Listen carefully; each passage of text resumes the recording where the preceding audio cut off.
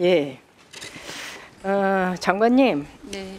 저는 오늘 감회가 좀 새롭습니다. 제가 작년에 국감을 할 때는 장관도 없었고, 조직의 존폐가 국민들 머릿속에는 저 조직은 없어지겠구나, 그리고 예산도 저게 되겠나, 뭐 이런 우려들을 가지고 있었는데, 오늘은 이 여가부가 성평등 가족부로 확대 개편되고, 그리고 내년 예산도 확대되고, 그래서 이렇게 장관이 직접 출석한 국정감사를 하게 되니까 조금은 감회가 새로운 것 같습니다.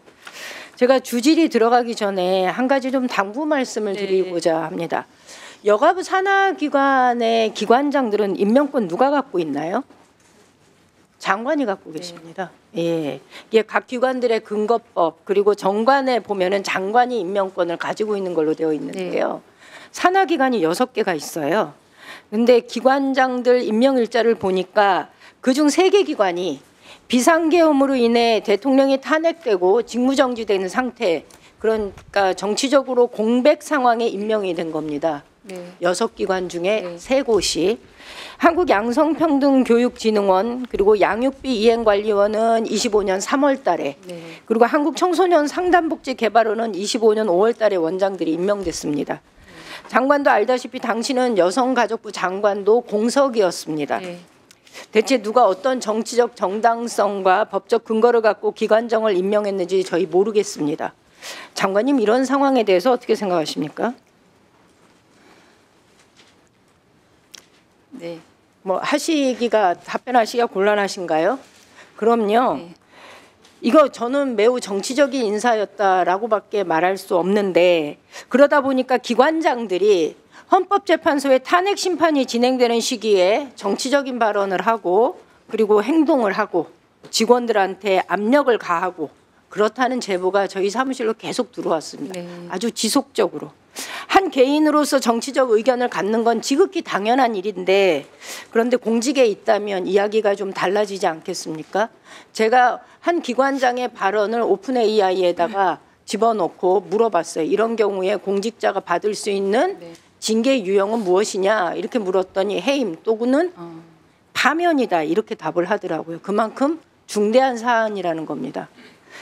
장관님께서 산하기관들의 기관 운영 행태에 대해서 좀 꼼꼼하게 점검해 주시기 바랍니다. 직원들의 불만이 하늘로 치솟습니다.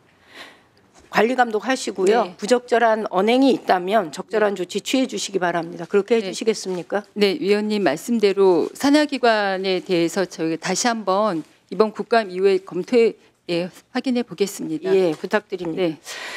제가 지금 질의드리고 싶은 거는요. 성폭력 피해자 의료비 지원의 불법 체류자는 금지한다는 사업지침이 25년도에 개정이 되었어요.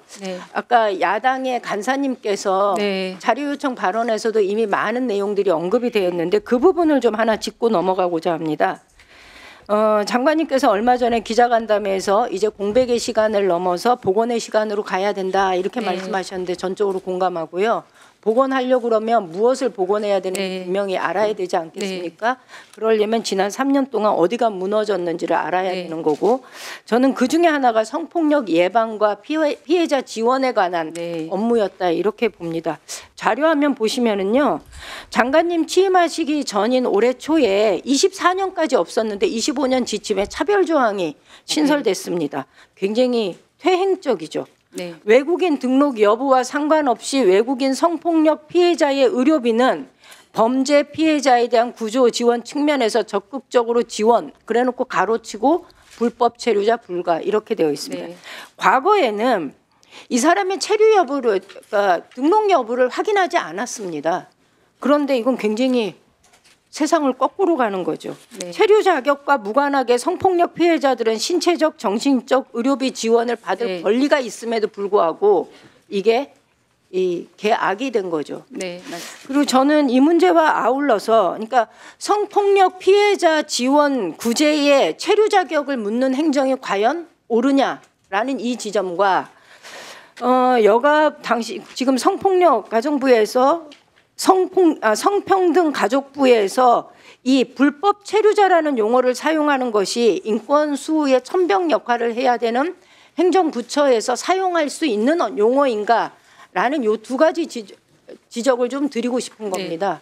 이거 잘못된 겁니다. 네, 맞습니다. 예. 위원님 지적 너무나 적합한 지적이셨고요. 저도 언론을 통해서 이 내용을 알게 된 이후에 바로 부처에 확인한 결과 그 법무부의 범죄 피해자 보호기금 사업에서 적법한 체류 자격을 가진 외국인 대상으로 지원하도록 규정이 되어 있어서 현장에서 피해자에 대해서 긴급 지원 이후에 지속 지원하는 것에 대한 부담을 안고 있다는 점 때문에 이게 올해 변경된 것으로 제가 확인했습니다. 그러나 세상이 등록과 미등록으로 나눌 수 있지만 불법인 사람은 없다는 것이 유엔 인종차별철폐위원회에서도 지적한 바가 있고 위원님 말씀대로 맞습니다. 네, 그래서 체류 자격 여부와 무관하게 모두 지원받을 수 있도록 저희가 바로 조치를 취했습니다. 예. 위원님의 지적 너무 감사드립니다. 예, 그리고 왜 이런 일이 벌어졌는가를 살펴보니까 이게 예산 삭감과 밀접한 연관이 있는 것 같습니다. 자료 보시면 아시겠지만요. 성폭력 피해자 의료비 지원 예산은 23년 22억 5,800만 원에서요. 24년도에는 21억으로 깎였습니다. 그리고 심리 지원도 9억 4천에서 4억 7천 정도로 절반 이상이 깎였습니다. 이러다 보니까 지원 대상을 축소할 수밖에 없었고 그러다 보니 지침을 아주 불합리하게 개정하게 된 게 아닌가라는 생각이 들고요. 이와 관련해서는 제가 여러 가지 자료가 있지만 시간 관계상 이거 예산 어떻게 하실 계획입니까? 이것과 관련해서 점검하셨을 텐데요. 계획 있으십니까? 예산 증액돼야 된다 생각합니다. 제가 취임하기 전에 일단 내년도 예산이 정해진 상태인데 저희가 올해 추가 예산이 가능하도록 그리고 잠깐 자료 넘겨봐 주세요. 그런데도 불구하고 폭력 피해 이주 여성 지원 서비스 안내에는 이렇게 돼 있습니다. 맞습니다. 네.